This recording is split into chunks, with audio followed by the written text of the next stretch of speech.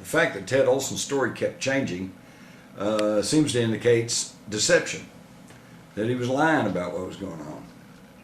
And in fact, Olson had previously made a statement in an argument before the Supreme Court where he himself declared that it is easy to imagine an infinite number of situations where government officials might quite legitimately have reasons to give false information out. It is an unfortunate reality that the issuance of incomplete information or even misinformation by government may sometimes be perceived as necessary to protect vital interest. But I don't want to be the one to say that Ted Olson was lying, because there's an intriguing alternative explanation. You see, in 1999,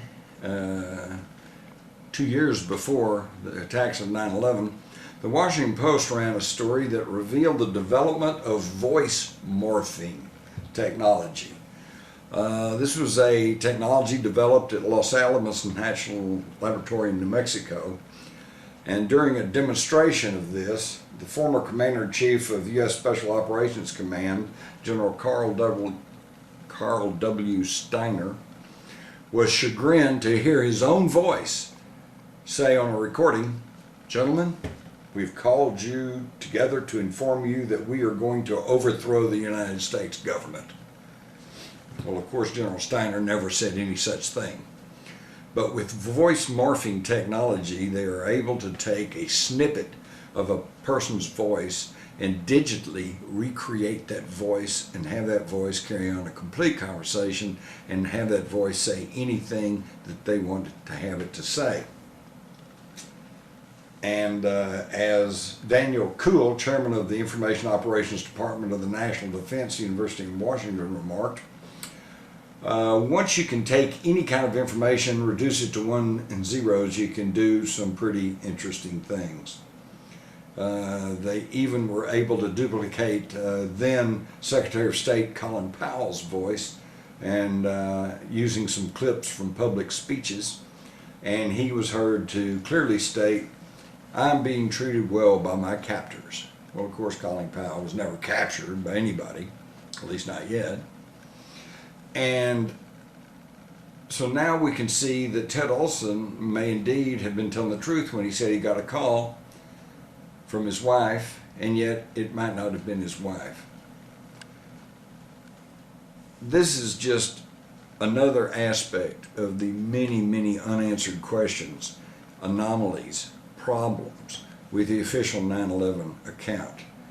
And for those who may be thinking, well, that's old news, why should we bother with it, or it's just conspiracy theory because the government's told us everything we need to know about 9/11, I would simply point out that the senior counsel of the official 9/11 Commission, handpicked by President George W. Bush, a man by the name of John Farmer, former Attorney General of New Jersey, in a book written in 2009 stated that the story that the 9/11 Commission presented, based on the information that they got from the FAA and from the Bush administration and from NORAD, the North American Air Defense Command, and the story that was given to Congress and the media and the public was, in his words, entirely and inexplicably untrue.